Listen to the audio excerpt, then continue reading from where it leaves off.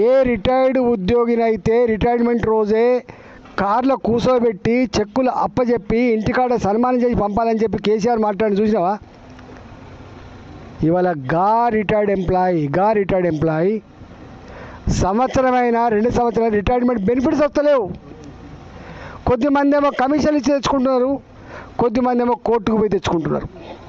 దుస్తుంది అలా ఏమనంటే వాడు రాజు చేసిండు, వీళ్ళు రాజు చేసిండు, దివాళి తీసి ఇది కాదు కదా. నువ్వు వచ్చినప్పుడు తెలియదా? రాష్ట్ర ఆర్థిక పరిస్థితి మీద మీరే కదా శాసనసభలో మాట్లాడింది, అనేక సందర్భాలు మాట్లాడింది. మీరు తెలిసే కదా మీరు హామీలు ఇచ్చింది. నీ 6 గ్యారెంటీల గురించి ఎవరు మాట్లాడతలేదు. ఇవాళ నీ 6 గ్యారెంటీల గురించి ఎవరు మాట్లాడతలేరు, 66 హామీల గురించి ఎవరు మాట్లాడతలేరు, ఇవాళ మేనిఫెస్టో గురించి ఎవరు మాట్లాడతలేరు.